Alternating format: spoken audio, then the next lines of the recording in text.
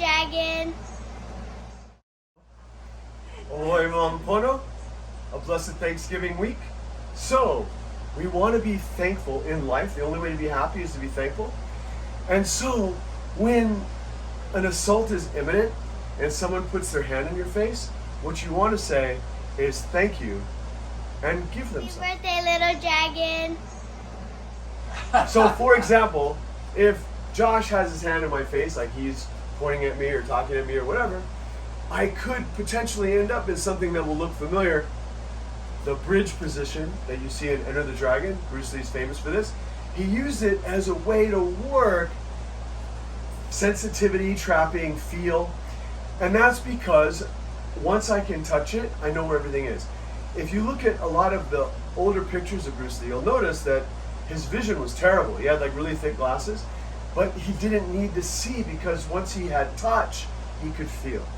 So when Josh offers his hand and I greet it, I'm saying thank you for that. Let me give you something back. So when someone puts their hand in your face, now you have an opportunity. We have two basic techniques we're going to use for this. One is the Pak Sau. From here I'm going bang, right? And the other one is the Lop Sao. I can do that from the same side where I'm lopping and hitting. Or if I'm on the inside, I can lop to the inside and hit. We have plenty of choices on the tool. This could be a bilge and eye jab, it could be a palm to the ear, whatever. It could be a hammer fist. My teacher Richard Bastillo really liked the hammer because it's difficult to injure your hand. So especially my older students, you might be worried about your skin on your knuckles, your fingers, but the bottom of your hand is quite strong. Plus if you have an object in your hand, like a flashlight or a pen, you get hit with the object. All right, so on the outside, Pak Sau, on the inside, Lop Sao. Now, that's going to work in either lead and on the inside or the outside. I'm going to give you an example. So, he's in isosceles position, like he's holding a gun at me. I can practice the simplest one, which is just to push this arm a little bit out of the way and strike. So that's going to look like that. And I'm going to use that step and draw footwork, right? On the other side, it would be the same thing. I'm here and bang. Now, if I'm in a left lead instead of a right lead, then bang.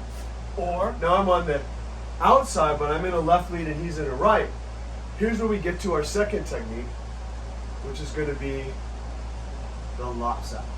So in isosceles, technique number one, from a right lead, we're here in bridge, from a right lead, Pak Sau. I'm on the inside, Lop Sao from right lead.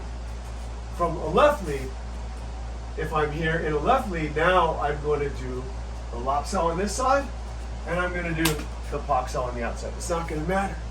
That's if I can get this outside flank, which is desirable. But this is the holiday season, and sometimes you have those really friendly people that you don't really know. They're like, give me a hug. So, if I have Cody here as the big friendly Hawaiian that's like this, now I'm on the inside of this. Doesn't matter. I can still do the Lop Sao on the inside, or if I'm on this hand, then I can do the Pak Sau. Same deal. I'm on the inside now. If I'm here, right, I can go bang in left lead. If I'm here, bang in left lead. Doesn't matter right or left. Doesn't matter if I'm on the outside or the inside. No matter what, we can use these two techniques to both be thankful and to give something back. Go. Thanks. Yeah, straight in.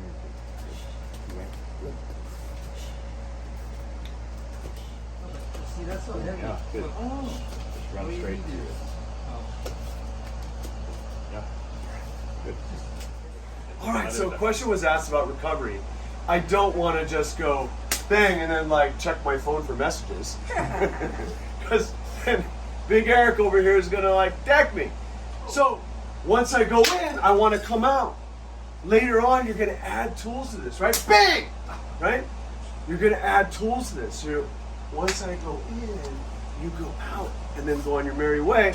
Or you continue the attack, right? Okay? You don't just go, hi, let's be friends. But you do want to be thankful and keep giving. Doing wrong. Straight, yeah, straight. We're gonna go like that. Oh. They can like just it can be like right under your elbows. The next question that was asked was how to execute the tool. Now, the basic example I gave was the hammer from C. for Richard Bastillo because it's very safe for your hand, and for the older ladies, it also something you can do with an object. But I did say that you could eye jab, you could palm or palm to the ear, right? You have all these other tools you could use, and then you also have the regular kind of punch, which I actually call an Irish punch, or the sun fist, like your straight gloves. So you have all these choices, and that's because they have a different effect. If I have him here, I'm going to get a different kind of reaction. From the eye jab, I'm going to get a certain kind of reaction, or if it's to the throat, I get a certain kind of reaction, or if it's to the ear, I get a certain reaction, or to the nose, I get a certain kind of reaction. Or if I do the punch, the Irish one, I'm going through. It's a through feeling. If I'm doing, okay, Eric's giving up. If I'm doing the sun fist, he feels it inside his body because the power is on the inside. Where the Irish one, I'm going, it's a thud, right? But what Bruce Lee called the 1 inch and 3 incher, I like to call it the no inch punch. He feels it inside his body. So it's very snappy and very quick in and out, whereas the Irish one's more like tossing the ball. So all of these options are available to you. You have to make it your own. It's the art of expressing the human body. And that's what's kind of unique about Jeet Kune Do, is that it's very individual. You're not trying to make everybody into the same person. I'm trying to make Cody the best Cody he can be, Eric the best Eric he can be, and you the best you can be. Because it's all about the individual expression, making the art about the individual instead of the individual about the art. All right? Great. If I'm this close to Belinda, I can't actually see her hand very well. And she is going to do her Pak Sau. Pow! Now what you're not seeing is what she's wearing. So, because I'm so much taller, if she's going to hit me in the neck or something, not only am I not going to see this coming, but she's probably going to get a DNA. All right, so now let's take a look at the second one. The first one was Pak Sau, our second one is Lop Sau. If we're in the same lead, like he's right and I'm right, then I want to do the Pak if I'm on the outside. But if I'm on the inside, then I would want to do the Lop Sau. Now, what if we're not in match leads? So now I'm either going to be here or here. Well, if I'm on the inside, I could still Pak Sau. But if I'm on the outside, then it's definitely going to be better for me to. But it doesn't matter. That's why I gave the example of he can either stand like this, and then if we're both neutral, there is no lead, our feet are square, then I can lop on either side. I want to get to the outside if I can. So if I'm right to right, that's why I want the Pak Sau. But if I'm left to right, then I want the Lop Sau, so I can stay on the outside. Because I could lop to the inside, but now I've got to worry about his other hand. Okay?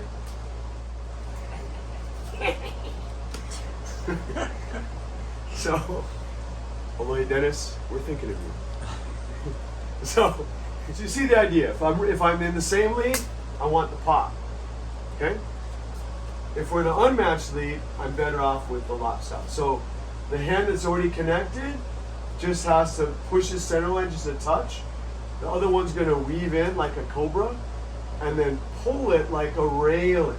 So this railing feeling is important. It's like when you're getting to the top of a stairs and there's a railing and you help yourself on that last step, right? Or as a kid, we'd ride the escalators with our feet not touching the ground, right? It's that kind of feeling. Because if your whole body weight, even if you're only 99 pounds, is suddenly there, you're going to get a change in his part, right? And then we're going to add insult to injury because now, ba-boom, and then bang, right? So I can either go straight from a lop to a hit, or I can lop, pocket hit, which would be my preference probably. Again, doesn't matter, but the idea is you're a snake in the grass. So it's good to train ambidextrously, but in real life, if you're reacting instinctively, you're going to do what you're going to do. So let's cultivate that and build it up from there. Out AP. How powerful. Yeah. You feel that now, right? Yeah. Good. Vomit is a Kaboom! Make it your own. If when you intercept, the target that's obvious is low, then hit a low target. That's what I get told. Nice. So now, Kachunga! Yeah, there you go.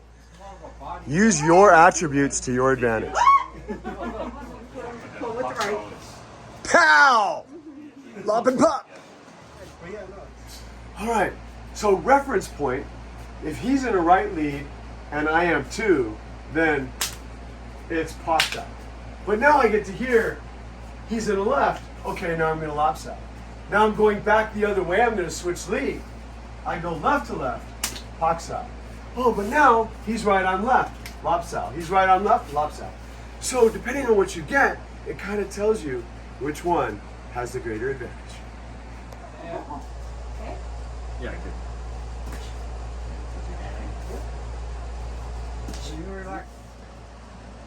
Pa-pow! Pa-pow! Touch the right, left hand through. Yeah, either one. Either way. Just This way. Then get his hand out of the way. See, that's harder. No, go right here. Oh, right here. Yeah. Because you're under. If you see the difference? If you're already over, this one comes this way and you're this way and you go bang. But if you're under, then this one goes this way, pull it out of the way and then go that way. So for pak sao, I'm already on the outside and I want to stay on the outside because nothing's impinging me. If, on the other hand, I started out in a left lead on the outside, then I want to be ahead of my hand so that this can go directly in because it's out of the way. But in real life, I might end up on the inside. That's okay, but now I have to get this out of the way of my hand. So it was asked, do I want this in front of or behind? It kind of depends on the relative position. That's why for basics, I'm like, just do that. But if I'm here and I do this, now I got to get my hand around that hand. So it's a little bit of a further pathway. And it'd be hard for me to do this if I started on the inside because now he actually has superior gravity on me. So this way I can at least trap and hit. So that's all variations from this lead. Now if he's this way and I'm this way, bang, right? Or I'm this way, bang, doesn't matter. But what you want to see is that the hand that's striking wants to go on as direct a path as possible to the target. Now, these also work in tandem as a drill. If I'm here and Cody does the pak sao to me, I can do the lop sao right back to him. So you can make this like a drill. I do the pak sao to him, he stops me, now I can lop sao him. Oh, I can lop sao you. But so later on, this becomes a fun game. You go back and forth and it becomes a form of human speed chess.